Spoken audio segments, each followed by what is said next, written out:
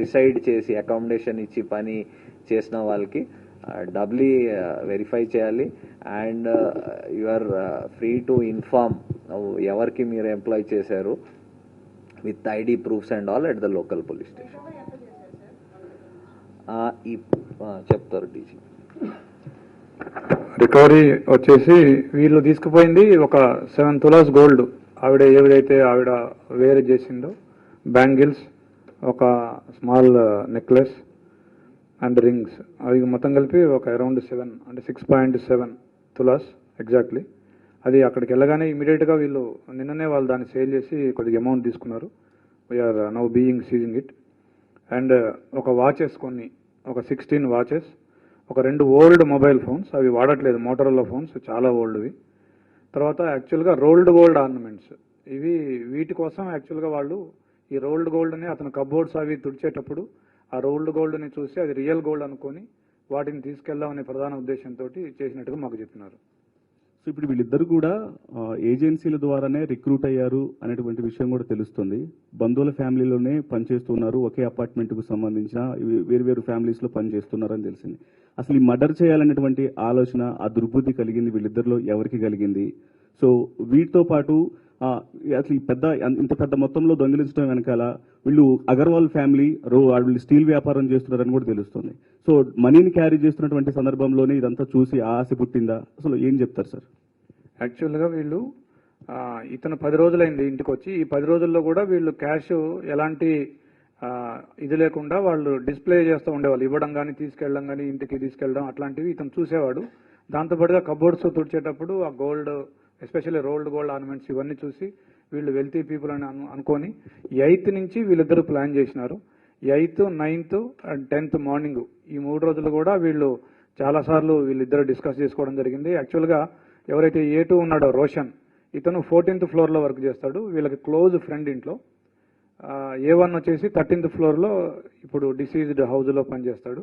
వీళ్ళిద్దరూ కూడా చాలాసార్లు డిస్కస్ చేసుకొని 8th నుంచి ప్లాన్ చేసుకొని మెయిన్గా బంగారం అనే డబ్బుల కోసం ఈ పని చేయడం జరిగింది.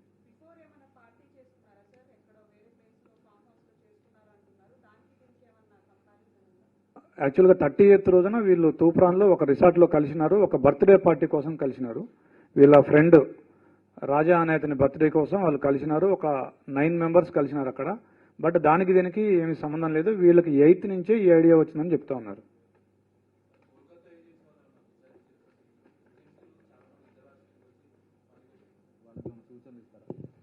సార్ చెప్పారు ఇప్పుడు సూచనలు. బేసికల్లీ అదే చెప్పాను. ఈవెన్ ఏజెన్సీస్ వాళ్ళు ఇప్పుడు చాలా మంది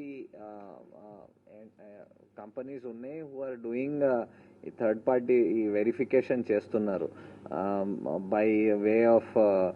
ఇప్పుడు ఒక పర్సన్కి మల్టిపుల్ ఐడెంటిటీ ప్రూఫ్స్ ఉంటాయి, లైసెన్స్ ఉండొచ్చు, ఆధార్ ఉండొచ్చు, పాస్పోర్ట్ ఉండొచ్చు, ఇంకా పాన్ కార్డ్ ఉండొచ్చు, అలాంటివి ఉన్నాయి. అది కాకుండా వాడికి ఎక్కడైనా కేసెస్ నమోదై ఉండొచ్చు, కోర్ట్స్లో మ్యాటర్స్ పెండింగ్ ఉండొచ్చు. ఇలా కొన్ని ఏజెన్సీస్ వచ్చాయి, ఇవన్నీ కంపేర్ చేసి రిపోర్ట్స్ కూడా ఇస్తున్నాయి. సో బోత్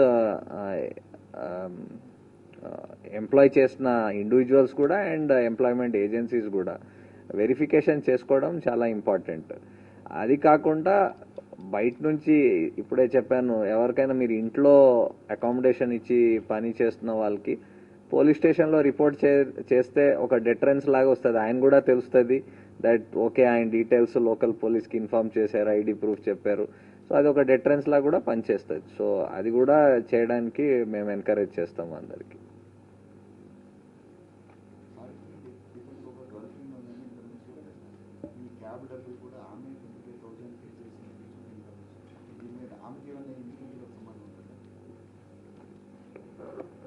క్యాబ్ డబ్బులు ఒక లేడీ పే చేసిన మాట వాస్తవం. బట్ ఆవిడ ఇతని గర్ల్ ఫ్రెండ్ కాదు, వీళ్ళ అన్న యొక్క girl friend and they are co living. వీళ్ళ అన్న డబ్బులు అడుగుతాడు, నా దగ్గర డబ్బులు లేవు, ఇక్కడ నేను ఒక పెద్ద ప్రాబ్లంలో ఇరుక్కున్నాను అంటే చెప్పలేదు, మర్డర్ చేశాను కానీ ఏం చెప్పలేదు. బట్ నేను ఒక పెద్ద ప్రాబ్లంలో ఇరుక్కున్నాను, నేను అర్జెంటుగా రావాలి, నాకు క్యాబ్ అతను నాకు ముందు డబ్బులు ఇస్తేనే వస్తాను 15,000. సో అడిగితే వాళ్ళన్న ఆ అమ్మాయి ద్వారా ఫోన్పే చేయించాడు. ఓకే, నెక్స్ట్ పాయింట్ హిందీలో చెప్పాలా?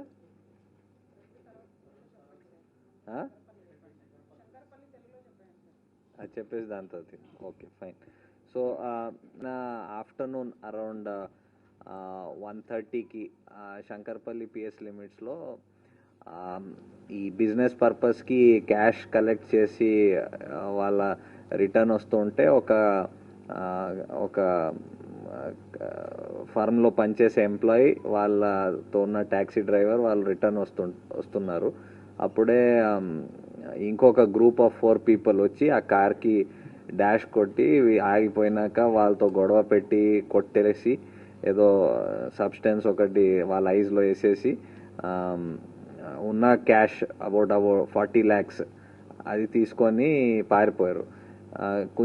కొంచెం ముందు వెళ్ళినాక ఈ కార్ ఓవర్టర్న్ అయిపోయింది. స్పీడ్లో వీళ్ళు కంట్రోల్ చేయపోక అది ఓవర్టర్న్ అయిపోయింది. సో వాళ్ళు ఆ కార్ నుంచి బయటకు వచ్చారు, కొంచెం క్యాష్ అవన్నీ తీసుకొని వాళ్ళకి హెల్ప్ చేసిన ఇంకొక car which was observing this first కార్కి అబ్జర్వ్ చేసి వాళ్ళకి ఇన్పుట్స్ ఇచ్చేదాన్ని ఆ కార్లో కూర్చొని అందరూ అక్కడ నుంచి సీన్ నుంచి వెళ్ళిపోయి they came to close to Gachibowli. అక్కడ గచ్చిబౌలి ముందు I think they came to Narsingi and అక్కడ from there they split up into groups. Then again Gachibowli వచ్చారు. అక్కడ